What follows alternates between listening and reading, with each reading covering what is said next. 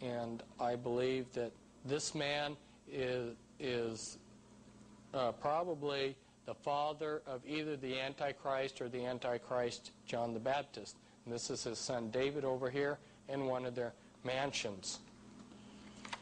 And here is Billy. And this sign using the left hand, this for some people could mean I love you. Sign with the left hand, sign of Satan, but it's got a more significant meaning.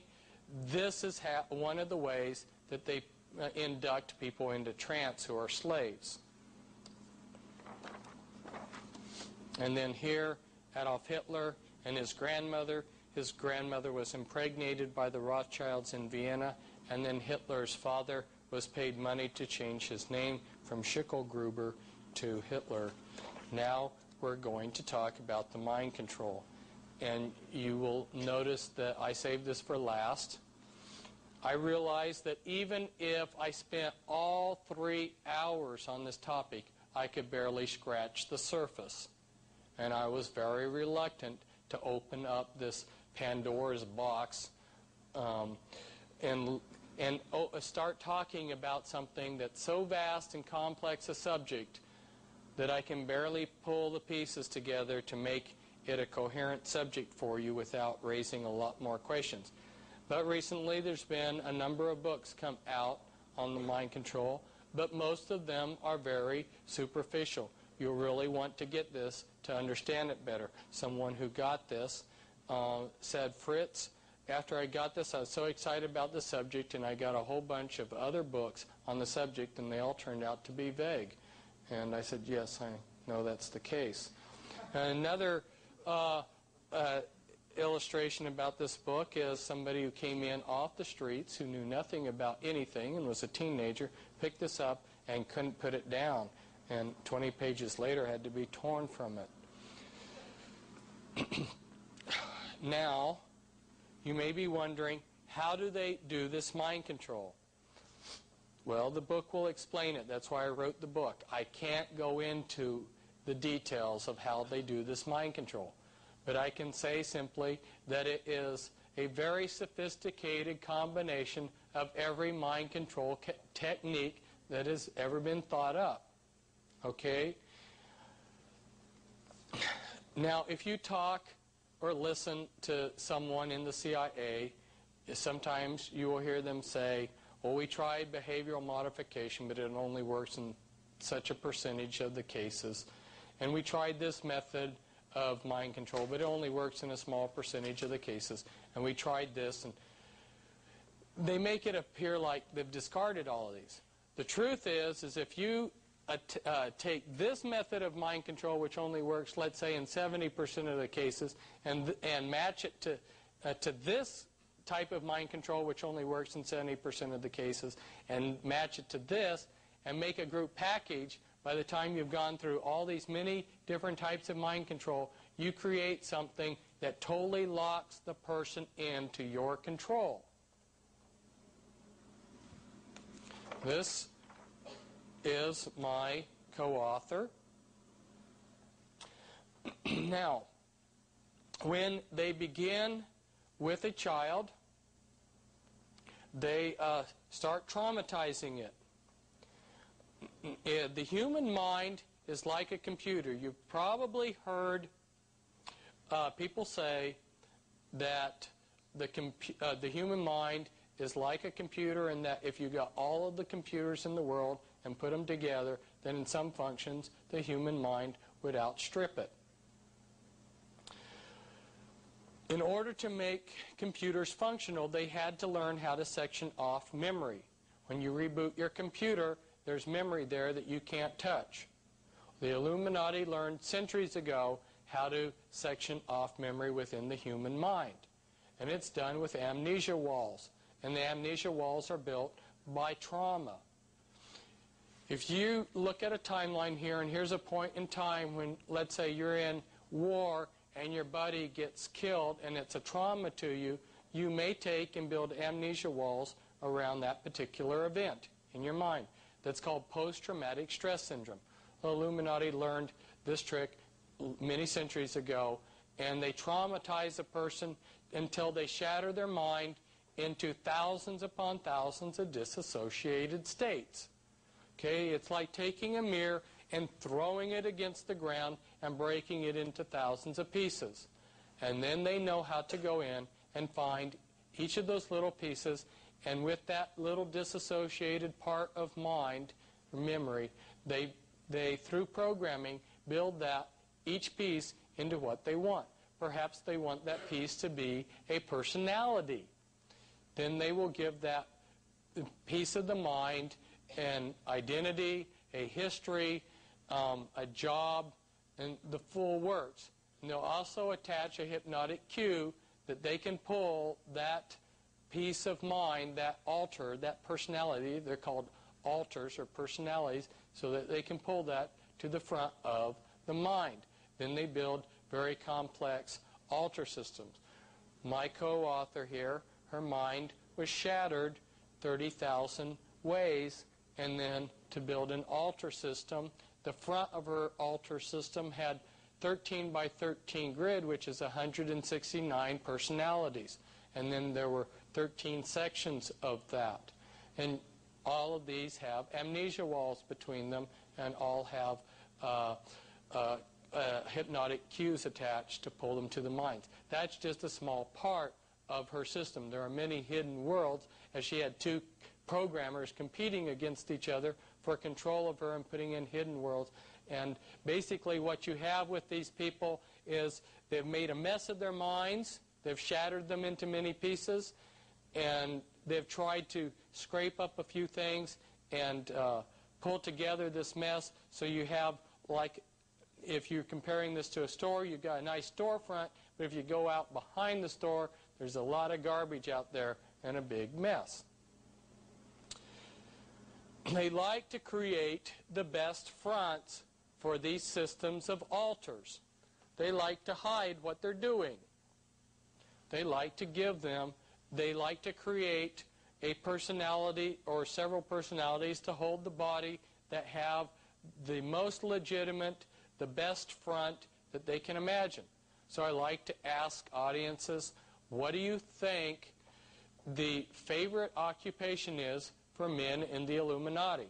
And very oftentimes they say things like judges, lawyers, politicians. No, people, the favorite occupation is being Christian clergymen, because that's the best front. In fact, her father was a Christian clergyman. He was also, Leo Wheeler, a programmer. Now, here's another transparency. This came in color from Bethesda, which is one of the places that they program with. And what this is showing here, although in this copy it's black and white, is that the mind of a multiple personality is different than someone who doesn't have MPD. If I was to act like a different person and they took a PT scan of my brain, it would look the same every time. But when they switch personalities, they switch alters, the brain PT scans are vastly different, thus proving that their brains are not the same. They do other things to these people too, like they want to get a photographic memory. You electronically scar the brain stem, and that creates in the child a photographic memory before you then begin dividing their personalities, and you get a system of multiple personalities with photographic memories. MPD has recently been renamed DID, Dissociative Identity Disorder. What are the ramifications of what they're doing? Well, there's other countries that do mind control programming beside the United States. If we look at where immigrants are coming into the United States from, we find that the former Soviet Union is second in the list, and then Red China third, and then Vietnam fifth. Down here are the top 6 countries sending us people. 3 of them are these communist countries that are involved in mind control. I wonder how many Spetsnaz agents have been infiltrated in from the Soviet Union. This is how to make the perfect spy or the perfect assassin. Remember I said we create the perfect front. Okay, let's say we're going to create an assassin. Where would be the perfect front for an assassin? The group that's most widely known, publicized as being a pacifist group, are the Amish. So by various means, which we won't go into, they managed to infiltrate the Amish. Remember, the Amish were required to send their boys to do alternative service during the various wars, and they did. Some of them did that in mental hospitals where they do this mind control programming. And so if we are going to use this Amish farm boy as an assassin,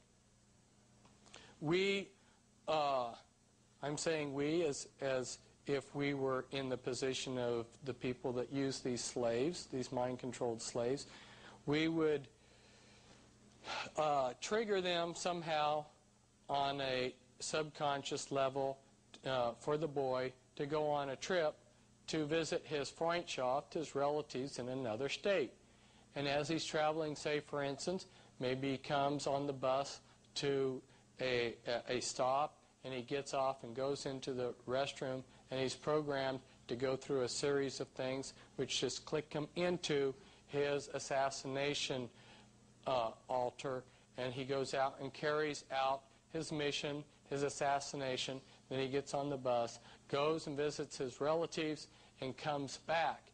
All he knows that he's done is he's visited his relatives. There's a thing called backup amnesia. You forget that you forgot. He doesn't even realize that he's lost time.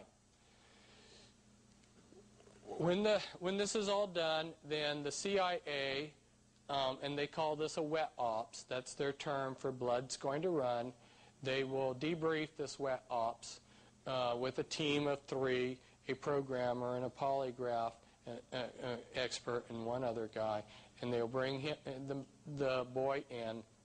They will query the alters involved, find out what the truth of the matter is during this action, and then when they're satisfied that they know what's happened, they'll place the boy back into the Amish community. I sat and watched them do this mind control with many people right in front of many unsuspecting people. They say the codes, they program people and everything, and the people around them don't even know what's going on. Once you get the programming set into a person, by the time they're a teenager, then in 15 minutes in a back room, you can program them for a mission. So it doesn't take a whole lot of time. Perhaps somebody goes into a restroom, perhaps somebody gets a phone call or something like this, and you can program them very quickly to do something. You saw how this operates if you've seen the Charles Bronson movie Telephone.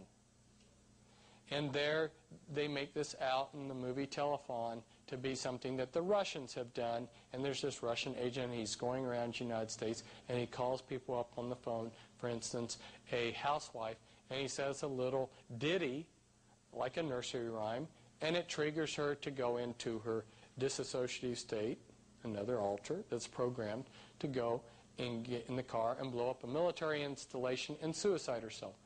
Now you know what's happening with all these people that are going in and shooting up things and turning the guns on themselves. These are mind-controlled people. Unfortunately, we have about 2 million. That's a conservative estimate. About 2 million Americans are under this total mind control. People, everything that you thought you knew about people is obsolete. And this is very difficult for us to grasp.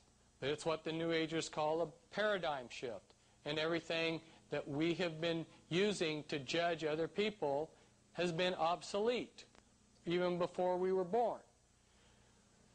We go into a church, and we use as a litmus test as to whether the preacher is legitimate, is he preaching the Word of God? Unless we could follow that preacher around 24 hours a day, unless we knew the hand signals and some of the other things, we could not get a handle on what that minister was all about. This programming has a very sophisticated way of making people have a Dr. Jekyll, Mr. Hyde effect. And they don't even know that they're controlled. It's undetectable even to the person who's under the mind control. I have a friend who was a Christian minister. He had Collins blood and Rothschild blood in him,